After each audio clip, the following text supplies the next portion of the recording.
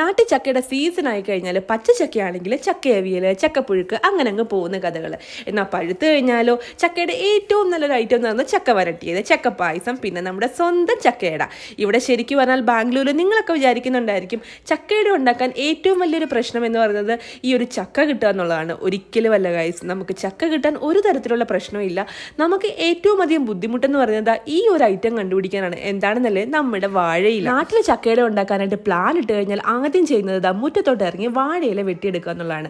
മിക്കവാറും ആ ഒരു കാര്യം ചെയ്യുന്നത് ഞാനായിരിക്കും. എനിക്ക് ഏറ്റവും ദേഷ്യമുള്ളൊരു കാര്യം അത് തന്നെയാണ് കേട്ടോ, ഈ ഒരു വാഴയില ക്ലീൻ ചെയ്തെടുക്കുക എന്നുള്ളത്. പക്ഷേ ഇവിടെ അങ്ങനെയല്ല കേട്ടോ, ഈ ഒരു വാഴയില തപ്പി കണ്ടുപിടിക്കുക എന്നുള്ളത് വലിയൊരു ടാസ്ക്കാണ്. ശരിക്കും പറഞ്ഞാൽ ഞങ്ങൾ ഈ ഒരു വാഴയില തപ്പി നടക്കാത്ത സ്ഥലങ്ങളിൽ ശരിക്കും ചക്കയുടെ ഉണ്ടാക്കാൻ പ്ലാൻ ഇട്ടപ്പോഴാണ് വാഴയിലേക്ക് ഇത്രയും ഡിമാൻഡ് ഉണ്ടെന്ന് അറിഞ്ഞത് കേട്ടോ. സാധാരണ സദ്യക്ക് മാത്രമേ നമ്മൾ ഈ വാഴയില തിരക്കാറുള്ളൂ. എന്താണെങ്കിലും 2-3 വീടുകളിൽ ചോദിച്ചാൽ അവരൊന്നും തരില്ല എന്ന് പറഞ്ഞു. മുറ്റത്തെ മുല്ലയ്ക്ക് മണമില്ല എന്ന് പറയുന്നത് എത്ര കറക്റ്റ് അല്ലേ. വീടിന് തൊട്ടടുത്തൊരു ഹിന്ദിക്കാരൻ ചേട്ടൻ്റെ വീട്ടിൽ ഇഷ്ടം പോലെ വാഴ ഉണ്ടായിരുന്നു കേട്ടോ. പിന്നീട് നമ്മളെല്ലാ പ്ലാനും ഡ്രോപ്പ് ചെയ്യാന്ന് പറഞ്ഞ് തിരിച്ചു വരുന്ന വഴിയാണ് ഈ ഒരു വാഴയില നമ്മുടെ കണ്ണിൽ പെട്ടത്.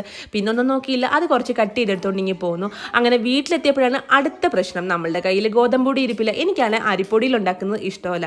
അങ്ങനെ പെട്ടെന്ന് തന്നെ സെപ്റ്റോയിൽ നമ്മളിതാ ഗോതമ്പൊടിയൊക്കെ ഓർഡർ ചെയ്ത് അങ്ങനെ എല്ലാം വീട്ടിൽ തന്നെ ഉണ്ടായ അടിപൊളി വരിക്കച്ചക്കയാണ് കേട്ടോ. നല്ല മധുരമാണ്. അത് നല്ല രീതിയിലൊന്ന് മിക്സിയിലിട്ട് അടിച്ചെടുത്തതിന് ശേഷം അതിലേക്ക് നമ്മളിതാ ശർക്കര ഉരുക്കിയത് ഒഴിച്ച് നല്ല രീതിയിലൊന്ന് വരട്ടിയെടുത്തു. അതിലേക്ക് ചുക്കും ജീരകവും ഒക്കെ ഇട്ട് കൊടുത്തു. അതിനുശേഷം അതിലേക്ക് തേങ്ങയും കൂടി ഇട്ട് നല്ല രീതിയിൽ വരട്ടിയെടുത്ത് അതും ഗോതമ്പ് പൊടിയും കൂടെ മിക്സ് ചെയ്താൽ നമ്മുടെ ചക്കയുടെ റെഡി ആയിട്ടുണ്ട്. ഞാൻ എന്താ വേവിക്കാൻ വെച്ചിരിക്കുകയാണ്. അതിൻ്റെ സൈഡിൽ കൂടെ തന്നെ അതാ ഞാൻ ചായയും തിളപ്പിച്ചുകൊണ്ടിരിക്കുകയാണ് കേട്ടോ. ബ്രേക്ക്ഫാസ്റ്റ് എന്ന് പറയുന്നത് ചക്കയുടെയും ചായയുമാണ് കേട്ടോ. ഇത് വെന്ത് വരുമ്പോൾ ഒരു മണമുണ്ട് എൻ്റെ സാറേ, ചുറ്റുമുള്ളതൊന്നും കാണാൻ പറ്റില്ല എന്ന് പറഞ്ഞാൽ അത് എത്ര ശരിയാണ്. ചക്കയുടെ എൻ്റെ ഒരു ഫേവറേറ്റ് ആണ് കേട്ടോ. അങ്ങനത്തെ നമ്മൾ ഇനിയിപ്പോൾ ചക്കയുടെയും ചായയും കൂടെ കഴിക്കാൻ പോകണം. ഫസ്റ്റ് നമുക്ക് നമ്മുടെ അച്ഛനോടും അമ്മയോടും ഇതിൻ്റെ ടേസ്റ്റ് എങ്ങനെയുണ്ടെന്ന് ചോദിച്ചാലോ. ഇത് ഞാൻ തന്നെ ഉണ്ടാക്കിയതല്ല, അമ്മയും അച്ഛനും കൂടെ ഹെൽപ്പ് ചെയ്തിട്ട് ഉണ്ടാക്കിയതാണ് കേട്ടോ. അപ്പോൾ അച്ഛനോടൊന്ന് ചോദിച്ചു. സൂപ്പർ, അടിപൊളി. ഈ റിയാക്ഷൻ നിങ്ങൾ ഒരിക്കലും കണക്കിലെടുക്കരുത് കേട്ടോ.